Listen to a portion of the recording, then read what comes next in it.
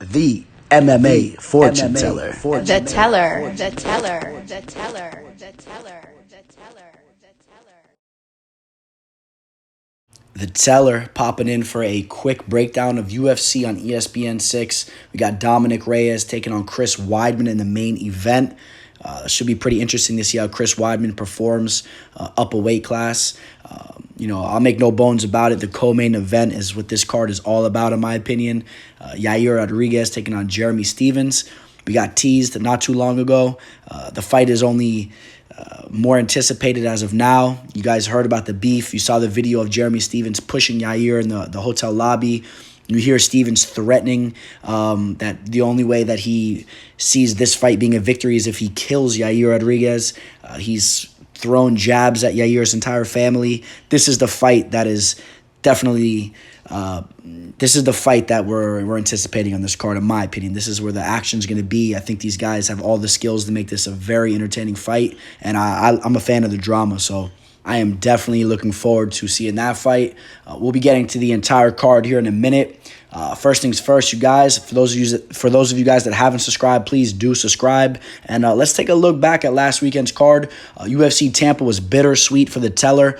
Went 2 for 2 on my plays, so broke about even. And but the reason why I say it's bitter is for the fact that it should have been an extremely profitable night. One of my plays was Luis Pena. Went pretty big on him. In my opinion, he won the fight. It was another fight, man, split decision fight that the teller lost, man. The split decisions just have not been going my way the last 2 months here. And, overall, we've had some ups and downs, but it's really came down to these split decisions that are really preventing me from having some major units of profit here. But, I mean, Luis Pena almost stopped Matt Fravella in the second round. That could have been a 10-8 round if you ask me. I mean, he looked good in the fight. I mean, he slowed down a little bit in the third, but in my opinion, that was his fight. Other than that, let's see. My major play of the evening was a parlay of Joanna Jędrzejczyk, parlayed with Marvin Vettori, 8-unit play. I was sniping that from the beginning. That was the first play I gave out. That was a solid hit. Other than that, I went on Miguel Baeza. That was a nice hit right there. And then, I had a little play on Kron Gracie. And in retrospect, I should have never touched that fight. And sometimes you live and you learn in this game. Kron Gracie striking, it wasn't proven up until that point, and I should have known better than to put any type of money on him until he's proved that he can step in there with a decent UFC veteran like Cub Swanson and pull off a victory. Here's the thing. If you were to tell me that Kron Gracie's strategy going into that fight was going to be to stand up and walk Cub Swanson down and try to box with him, I would have never have touched that fight. I really didn't like the game planning on Kron's part, and I don't know if I'll ever be betting on him ever again. I really didn't like the way that he handled the fight. It was just a strange vibe as that fight went on, so... But like I said, other than that, no harm, no foul. Just another stalemate card. And on to the next. It's time to get a major profit here. And moving on to UFC on ESPN 6. Let's break it down. All right, so as we make our way into Boston, we're going to break down this card here. Taking a look at the first fight of the evening. We got Daniel Spitz, Daddy Longlegs, he likes to go by, taking on Tanner Boser, the Bulldozer. It's a funny way to start the card off, man. 2 heavyweights, not the most skilled of fighters from what I've seen on tape. And, I'm very familiar with this guy, Daniel Spitz. This is a guy that you really don't want to have any part of as far as betting money on. I just think it's a bad idea. This is a guy that's lost to Mark Godbeer, lost to Wall Harris, no shame in that loss. And then before that, he lost to Anthony Hamilton. Anthony Hamilton was, I hate to say it like that, but one of the worst UFC fighters to ever bless the cage, man. The guy was just, he just didn't win fights whatsoever. The guy would get finished at all costs. And, that victory really doesn't say much to me at all. And, like I'm saying, I just really don't like what I've seen from Spitz on tape throughout the years. Really wasn't overly impressed with this guy, Tanner Boser, as well, the Canadian heavyweight fighter. I'm going to edge Tanner to win this fight just based on the fact that I guess he looks slightly better than Daniel Spitz. Spitz really he's a lanky fighter. His striking's horrible. His gas tank's not even good. He has decent jiu-jitsu, maybe. But Tanner Boser, he's a little bit more of a solid fighter, carries a little bit more power, looks a little bit more coordinated in there when he's fighting. And, he's been around the block. The guy's had, over 20 fights, 20 professional fights. And, he likes to go to decision for the most part, but he has a couple finishes here and there. I'll take Tanner Boser to win the fight. This is a fight. I'm telling you guys, don't bet on this fight. If you're smart about your money, you just stay away from this fight.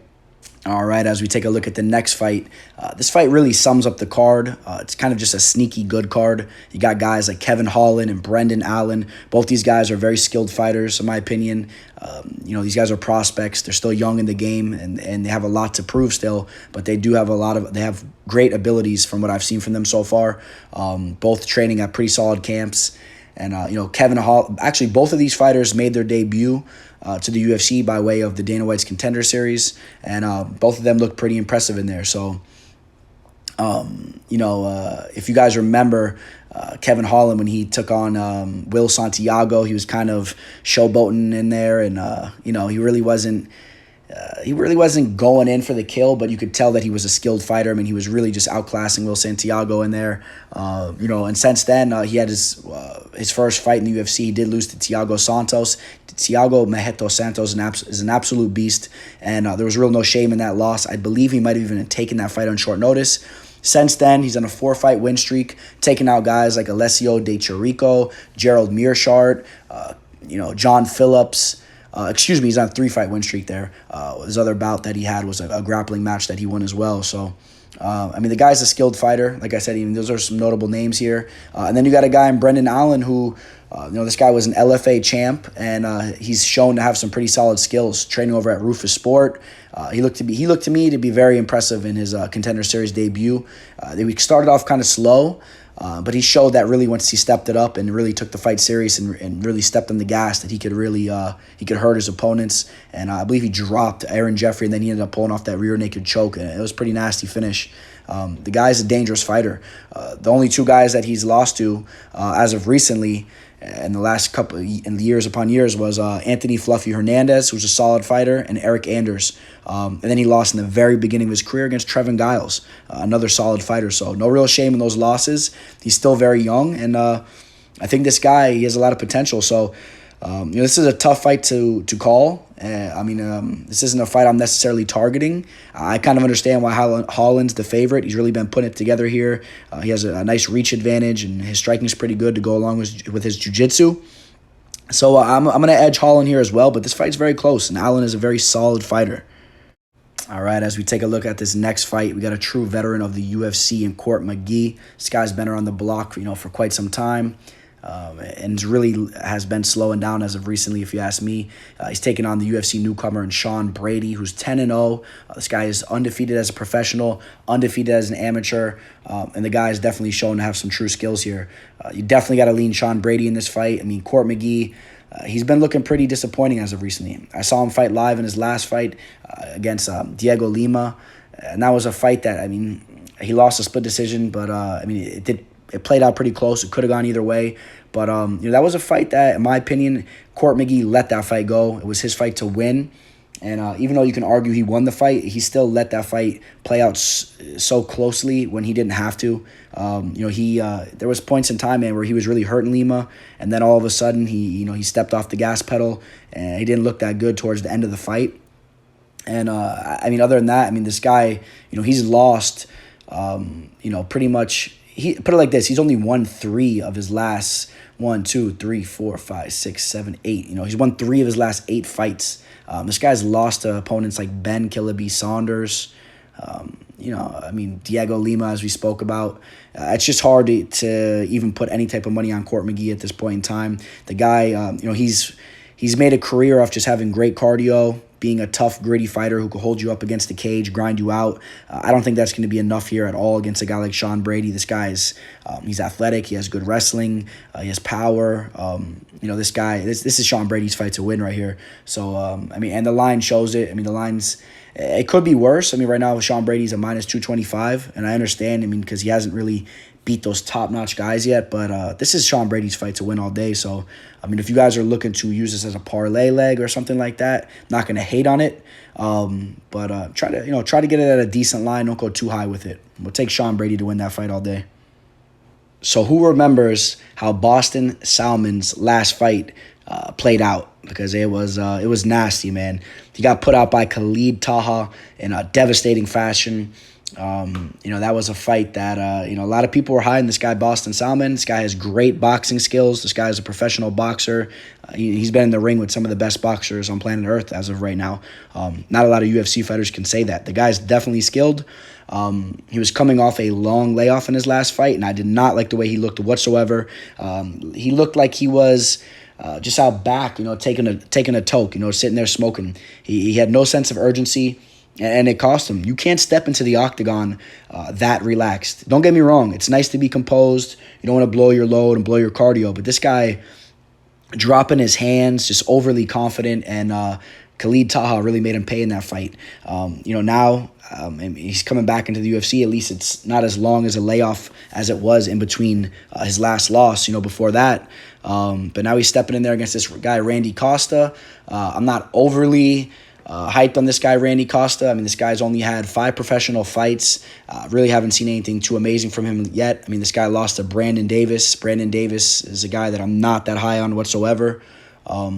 Just the fact that he got rear naked choked by him. And then, other than that, he won his other fights before that, but against nobody that was really proven. So, he looked good in those fights. He got all finishes, but it's just, you got to gauge who he's inside that cage with. So, I'm going to lean Boston Salmon. I have to, because I feel like he's the more talented and skilled fighter. The guy, he has decent takedown defense, and his hands are amazing.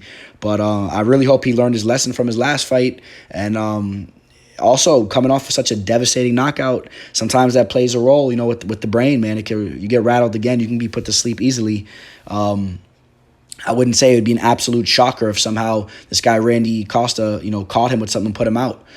This guy Randy Costa, like I said, he's finished all his other fights before losing his UFC debut against Brandon Davis. So make no mistake about it, this guy Randy Costa comes in there to put his opponent out.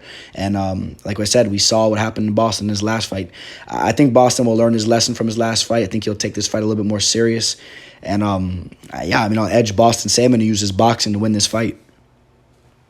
In the next fight, we have another Dana White's Contender Series veteran here. This guy, Sean Woodson, he's taking on Kyle Bochniak. But this seems to really be a trend for this card. A lot of Dana White's Contender Series veterans here. I don't know if you guys remember this fight, man. Sean Woodson, that was a fight he was not supposed to win whatsoever. He was losing the fight. He pulls off a spectacular flying knee against Terrence McKinney. It was really something to watch, but I really truly believe that this guy is not the most skilled of fighters. Don't let it fool you for a split second when I say this guy landed a nasty flying knee and won his Dana White's Contender Series fight, and the fact that he's undefeated, because when you really watch him on tape, the guy has holes in his game. He's not the most athletic type of fighter. But then you got a guy in Kyle Bochniak, who I'm really not that high on either. He's kind of just like your typical meat and potatoes type of fighter. Although he did go to split decision with Hakeem Dawodu in his last fight, and that's a guy that a lot of people are high on. So he did go to split decision with Hakeem, and before that he lost to Zabit. No real shame in losing to Zabit. Zabit is one of the best fighters out right now. Who has this guy Kyle Bochniak beat? He did take out Enrique Barzola in a split decision victory, and he beat Brandon Davis. I touched up on him a little bit earlier. Not impressed with him at all. Kyle Bochniak, he's well-rounded. He's going to try to sit there and exchange with you on the feet. Doesn't have the best of power. He'll throw some volume. He will score some points. And I'll lean for Kyle Bochniak to win this fight, just because, as I touched upon earlier, if Sean Woodson doesn't get some nasty type of finish with some crazy type of flying knee, which I don't even think that he's that type of fighter, I just don't see him winning this as it goes to the decision. I think Kyle Bochniak's going to pull off the decision. He'll work him a little bit more. He'll have a little bit more volume. He'll be a little bit more comfortable in there. He's already been in the UFC now a good amount of times. This guy is a good seven fight UFC veteran or whatnot. You got to edge Kyle Bochniak to win this fight, in my opinion. Again, though, this is not a fight that I'm really targeting. I'm trying to take it easy with betting on so many fights on a card. You don't want to overbet these cards. Make sure you guys are picking your spots properly and capitalizing on the right plays. So we got the first female fight of the card right here. We got Molly McCann taking on Diana Belbiţă. This girl, Diana, she's a Romanian. She's very young, only 23 years old. She's been around the block already, man. Already has 17 professional fights. And then we got Molly McCann. Molly McCann has really been putting it together as of recently. I know there was a lot of haters on her from the beginning, but you really can't hate on this chick. I mean, since losing her UFC debut against Gillian Robertson, who is shown to be a very crafty jiu-jitsu fighter here in the UFC, Molly McCann is just, since then, she's just been putting in work. 2 unanimous decision victories, one against Priscilla Cochera, who's not the most impressive fighter, but Molly handled business in that fight. And then Molly went in there and beat Ariane Lipsky, who's a decent UFC fighter. But the thing was that you could take from those fights is that Molly McCann, she may be short and whatnot, but this girl, she knows how to box. She has power. She's one of those female fighters that could really, she could whip those punches out there, man. She's not going to really throw a lot of kicks and whatnot, but she has power in her hands. And I like having money on a female fighter that can really have some power in her hands and just not that typical type of female fighter that's just doing that pitter patter and looks all uncoordinated and is just in there, dancing like a reindeer on ice skates. You know what I mean? This girl, she's got her feet under her. She has some good hips and she could throw some power is basically what I'm getting at. The line is definitely a little crazy here. I mean, at this point in time, I've seen it as high as like minus 600 and whatnot, minus 650. I would never touch it at that type of line, but I do expect Molly McCann to come in here and bully Diana. But at the same time, I think the line's way off. I think this girl Diana is definitely capable. This girl she has all different types of victories on her resume, submissions. Her striking's not horrendous. But I just think Molly McCann's going to just piece her up on the feet and pull this fight off. I really do. But again, you're talking about lower level female UFC type fighting, man. It's just you got to be careful betting on it. So I don't recommend any of you guys touch this fight. We got a tricky one here, in the next fight. We got Manny Bermudez taking on Charles Boston Strong Rosa. This guy Manny Bermudez, it's difficult to even talk about him right now because this was a guy that I was very high on, and he was a major letdown in his last fight. I did have a play on him, and he lost a split decision. That it was a fight that he should have easily won. When I say easily, I mean you watch the tape back. That was a fight that if he was a little bit more composed and had a little bit better fighter IQ, he could have easily won that fight against Casey Keeney. He was much bigger in there. He was winning the exchanges on the feet and then kept trying to get the fight to the mat to work his jiu-jitsu, but his entries were just absolutely horrible. As he was trying to go in for trying to get the fight to the ground, I mean, he was just like doing these horrible entries where he would end up on his back and then it looked like he was losing the fight because Casey Keeney was on top. And it just played out horribly. In a fight that I guarantee you they run that fight 10 times, Manny Bermudez wins at least 8 fights, if not 9. Which is why I think this fight's very dangerous for him because Charles Rosa, this is a guy, if you guys are familiar with him, this is a guy that's really made a name for himself by grappling, really, by getting on top of guys. He's won a lot of fights like that. He's not the most entertaining type of fighter when you really break it down. I like the guy. I've met this guy before, man. I've had a beer with him. I don't want to say that he actually was drinking. I was drinking. It was a big St. Patrick's Day event. I know he was out there with his Celtics jersey. I'm not sure if the guys drink, so I'm not going to say that like that. But I was having a beer. Ended up a buddy introduced me to him, and we ended up BSing for a little bit. And the guy's an extremely cool guy. And let's cut to the chase. This guy, Rosa, he'll win one, he'll lose one, he'll win one, he'll lose one. He's about a 500 type of fighter in the UFC. And a lot of the fights that he's won, he spent some time on top of his opponents. So if Manny Bermudez thinks he's just going to go in there, pull off the submission, and he gives Charles Rosa the top position, could look horrible for the judges. But then again, Manny Bermudez, in my opinion, is an excellent jiu-jitsu practitioner and can pull off a submission very easily. We've seen him do that time and time again. I'm definitely going to go at Manny Bermudez, but not too long ago, I would have easily taken Manny Bermudez as a play. And right now, I can't guarantee you guys or really say that this is a play of mine.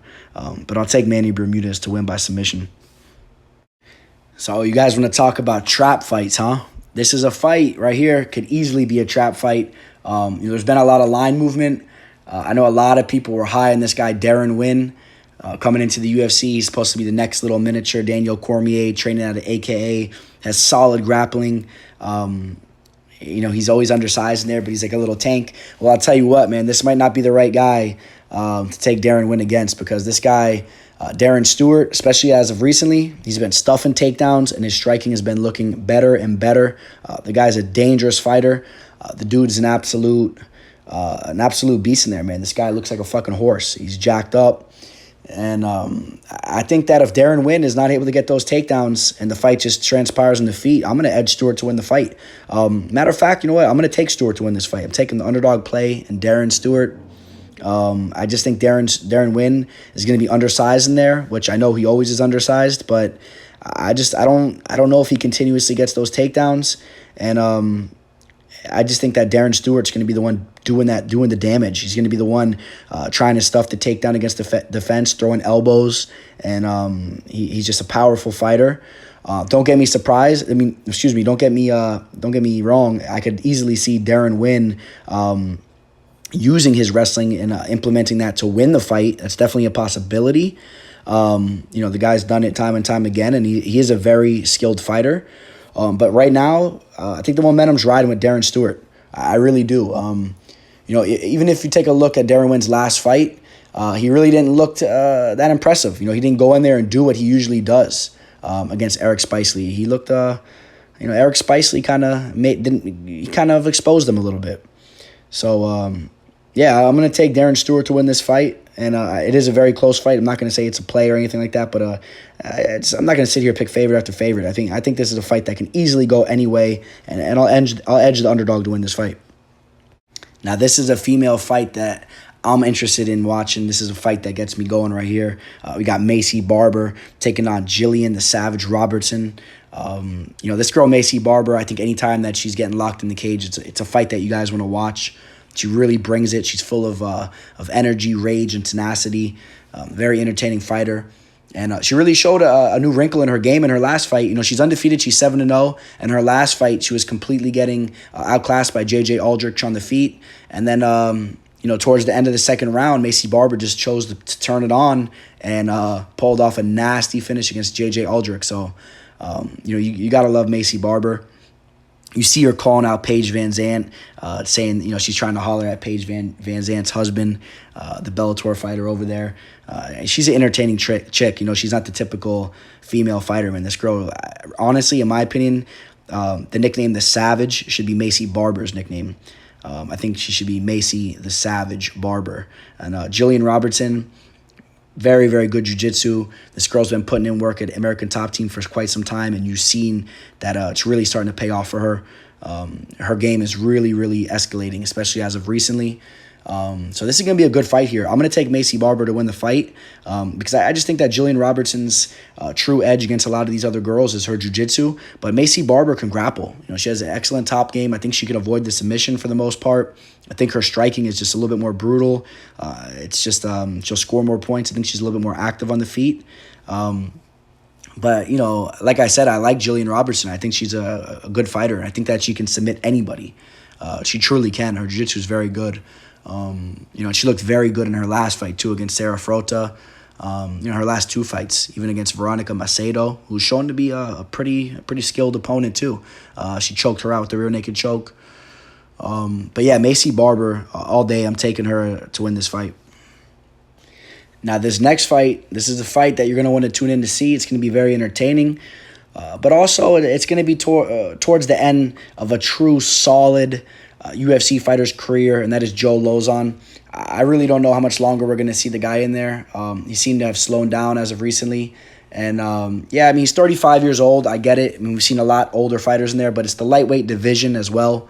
The most competitive division, just based on the size of the fighters. The majority of men walking this planet Earth walk around this size, and there's not a lot of room for guys like Joe Lauzon at this point in the game, in my opinion. He's coming off 3 losses, and you look at the guys that he's lost to: Stevie Ray, Clay Guida, Chris Grutzmacher. And then even before that, he beat Marcin Held. Marcin Held couldn't win a fight for shit around that time, and he beat him by split decision. Then he loses to Jim Miller before that, and then he beats Diego Sanchez. At that point in time, really, there's no real pride in beating Diego Sanchez. And then he loses to Evan Dunham, and then he beats Tanasi Takanori Gomi. No pride in winning that fight either. Then he loses a grappling match, and that don't matter. Then he loses to Ally Quinta. I mean, you see where I'm going with this, man. The only victories that Lauzon's even had as of recently were against nobody to be happy about getting a victory against. So, and then he's stepping in here now against this guy Jonathan Pearce. Not the most impressive fighter. 9-3 as a professional. He's been getting some stoppages as of recently. He's been finishing some opponents. This is a guy that's lost 3 in a row before winning his last 5. Losing against guys like Peter Petty's, a pretty good striker. Quentin Culpepper. This guy wasn't too high on that guy. I don't know. For some reason, my gut tells me that just Lauzon really just doesn't have the juice right now. And I just think this guy, Jonathan Pearce, is going to be a little bit more hungry in there, younger. And I would have to edge Jonathan Pearce to win this fight. I could be wrong. Maybe Lauzon's extra hungry for this fight. Maybe he could pull out his jiu-jitsu and his craftiness and, his composure inside the octagon, and he could pull this fight off. I just don't necessarily see it happening, and this isn't a fight I'd be targeting to bet on either way. Both of these guys, they just wouldn't give me confidence with my money riding on them. So, but I'm going to take the young gun, the UFC newcomer, and Jonathan Pearce. Now, this next fight right here, this one's going to be straight fireworks. I'm telling you guys. We got Greg Hardy taking on Ben Sosoli. If you guys aren't familiar with this guy, Ben, he just fought on Dana White's Contender Series not too long ago in a fight that didn't really get to play out because his opponent got poked in the eye, and he kind of milked it. It was just, for those of you guys that remember the fight, you guys know what I'm talking about. It was just kind of a disgrace to the game, if you ask me. The opponent really, just the way he handled it. I hate to talk shit about a professional fighter, but I mean, the guy really didn't handle it well, and he didn't really show any dog in himself. And as that fight played out in the very limited time that it did, you could tell this guy, Ben Sosoli, has power in his hands. His striking is fluid, and this guy's going to be dangerous for a lot of guys. You could tell he's just so stout. You could tell he carries power. This guy, he's put out guys before. He's knocked a lot of guys out with his hands. This has all the makings to be just an excellent fight. Greg Hardy, you guys know the deal with Greg Hardy. He's been going in there, just taking out everybody that they lock him in there with. His only loss was by disqualification against Alan Crowder in a fight that, he was really kind of dominating that fight. So, he looked really good against Juan Adams, my boy Juan Adams. He did get the early stoppage in that fight. And in my opinion, at this point in the game, I'm not going to fade this guy, Greg Hardy. Don't get me wrong. I'm not going to say that the line's correct. The line's pretty high on Greg Hardy. He's as high as a -310. I think that this is a fight. When you got big guys like this throwing bows, it can go any way. I'm telling you, this guy, Ben, can knock people out. I guarantee you if he connects, he's putting Hardy out. So don't get it twisted if they strike. Greg Hardy's just going to be a lot bigger. He's going to have a big reach. He's going to be more athletic. I think he'll have the better grappling if he wants to use his grappling. Putting time over at American Top Team, I think that will start to show. And when I say it'll start to show, it'll start to show in a guy like this guy, Ben Sosoli. Ben, I do believe, can have some issues with his grappling. If you're able to get him down to the mat, he'll have some trouble getting back up. And Greg Hardy is just shown to be an absolute beast. The guy is he's a savage. He truly is. So, I got Greg Hardy winning this fight, but don't be surprised if it's an entertaining fight on the feet while it lasts. And here we are at the co-main event of the evening. Wow, if you ask me, these top 3 fights of the card, they're really stacked. I really feel like these 3 fights are going to be entertaining. Overall, this card is just really not that bad. We have some real prospects on this fight card. I'm looking forward to watching this Boston card. And when it's all said and done, I think that this is going to be the true shining spot of the card. We got Yair Rodriguez taking on Jeremy Stephens. I touched a little bit on this earlier. This was a fight that we got teased with not too long ago, just a couple weeks ago. The fight card over there in Mexico City. And, Yair looked good in the limited time that the fight took place, the 10 or 15 seconds. Besides poking Jeremy Stephens in the eye, I mean, he looked quick in there. He threw a kick up at Jeremy Stephens' face. It looked nasty. But that's not surprising because we know this guy Yair has sick striking. You could tell. It's nasty. But, I broke down this fight not too long ago, and I'm going to kind of go the same way I did before. I think it's a close fight, but I think that Jeremy Stephens can take a shot. I think he'll be a little bit stronger in there, stronger in the clinch.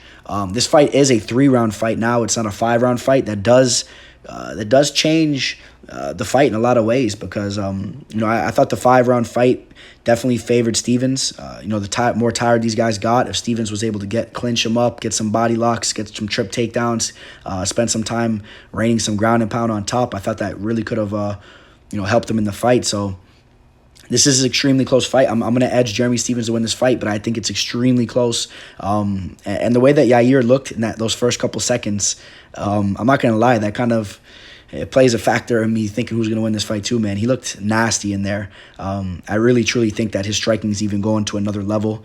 So this is a fight I really don't want to touch right now. I'm not going to touch this fight.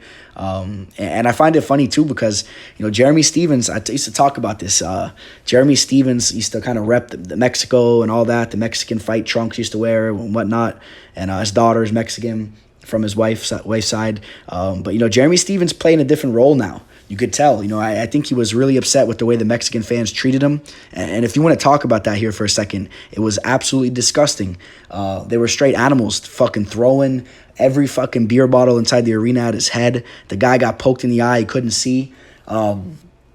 I want to touch on a couple different things in regards to this fight. This guy, Yair Rodriguez, the way that he handled the whole situation was absolutely disgusting as well. He goes in there, he fouls up on Jeremy Stephens, pokes him in the eye, and then has the nerve to talk about how Jeremy Stephens has to live with it. He has to live with the shame, like he's a coward.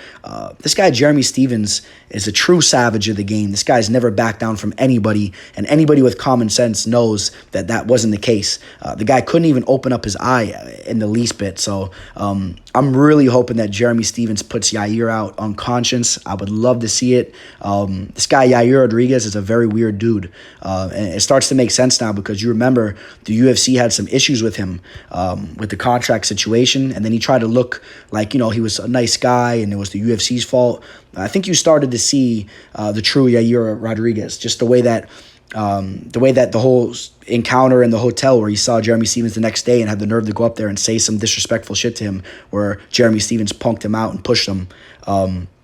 And then you heard what Jeremy Stephens said about that now, man. He disrespected Yair's whole family, called them a bunch of punks as they just sat there and watched Stephens shove him and what his family would do. I'm pumped for this fight. I really hope it's just an absolute barn burner. I hope these guys throw down, and I hope Stephens, keeps composed, keeps his his hands up, covers that chin, watches the nasty body shots. Don't be surprised if Yair throws some nasty body shots to the ribs with his kicks and whatnot. And I'm really pulling for Stephens in this fight. And it was good to hear Stephens talk a little bit about his pride for being American and being a USA fighter representing his country. In a couple interviews, he finally started to talk about that and fighting in one of the great American cities in Boston and having the American fans support him. So it was good to see that. Sometimes it takes a little rude awakening, a little reality check, going down to Mexico City and being treated by the fans the way that he was. So either way, this fight's going to be entertaining, and I'm taking Jeremy Stephens. I'm hoping he gets the knockout. But don't fool yourself. This is a very close fight, and Yair can go out there, and he can honestly outclass Stephens, and he might just put on a show himself. So that's the reality of the situation.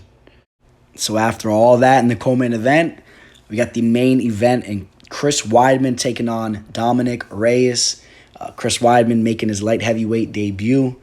I think it's one of those things where, a fighter just doesn't really have things going for himself and just wants to change things up and thinks that maybe he'll perform better at the light heavyweight division, moving up a weight class.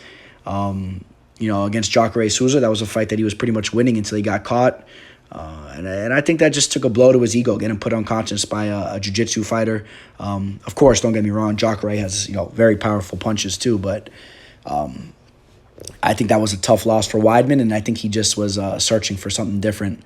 He only won one of his last 5 fights, but he lost to guys like Luke Rockhold, Yoel Romero, and both those were kind of fights that he was controlling at points in time. Then the Gegard Mousasi loss, that was a tricky one. For those of you guys that remember that, it was a weird finish. And And then, yeah, he did pull off the win against Kelvin Gastelum. That was a fight that he got dropped in as well, though. I think that, Weidman has some chin issues at this point in the game. Dominic Reyes, now, he's going to be locked in there with Dominic Reyes. This is a guy that's going to be, a humongous fighter in compared to Chris Weidman. Reyes is 6'4". Compared to Chris Weidman, 6'2". I mean, he got 2 inches there. I guess, I don't want to underestimate Chris Weidman. He does have a big frame as well. We'll see how he looks, filling into the light heavyweight, to his light heavyweight body. I just think that Reyes will be more lean in there, a little bit more long. Believe it or not, though, Weidman does have an inch reach advantage in this fight. So, we'll see if Chris Weidman can implement his wrestling too, have some weight behind him. I would really like to see if he fills in this weight class and can use his wrestling. I'm excited to see how this fight plays out. I really hope that Chris Weidman puts it together and can put a string of victories together here in the light heavyweight division. But the guy's already 35 years old. He's creeping up on 36, and he's fighting some dogs here. He's going to be fighting some young dogs like this guy, Dominic Reyes, who's only 29 years old. And he's about to be 30, but he's really, he's in the prime of his career. So it's going to be tough. Weidman's going to be fighting guys like this that are in the primes of their career, that are more naturally bigger fighters. It's going to be a tough road ahead for Chris Weidman. But if anybody had a shot to, to cap their career off in a special way, I would say it's definitely Chris Weidman. You saw what he did against Kelvin Gastelum, and the guy is an amazing wrestler. This guy was, the first guy to really take Anderson Silva out in the UFC. And, the guy, he's rose to the occasion before, so don't sleep on this guy, Chris Weidman. And I'm definitely interested to see how this fight plays out. Who am I going to pick in this fight? Shit. It'd be hard to pick anybody. I mean, my gut probably tells me that Reyes probably pulls it off. Reyes didn't look that good, in his last fight either, against Volkan Ozdemir. But Volkan Ozdemir is a humongous, skillful light heavyweight fighter. Just a different type of fight here. This is tough, man. I'm gonna take Dominic Reyes. I have to. I have to edge Dominic Reyes to win this fight. The signs point to him winning the fight, but don't be surprised if Chris Weidman uses his wrestling somehow, or if he looks really good at the weight class up above now. So I'll take Reyes to win the fight though. All right, guys, that's gonna wrap up UFC Boston. Shout out to all you guys that stood through the video. Shout out to all you guys making money with me. And for those of you guys that are looking to team up with the teller, make sure you DM me on Instagram or comment below. Get in contact with me. I'm always looking to work out deals with you guys. I got you guys, and let's make money together. I will have a few plays in this card, as always. I always have a couple plays in every card, at least a minimum of 1, up to about 4 to 5 tops. And like I said, shout out to you guys listening through the video. And I'll have some big news coming soon. Stay tuned. I told you guys I have some big news coming. Stay tuned. It will be announced leading up to the Nate Diaz, Jorge Masvidal card. So, just stay tuned. It might even be announced a little bit before that. But big things to come. And, that's pretty much going to do it. So, on that note, I'm going to sign out. Signing out, the teller. The MMA fortune teller. The teller.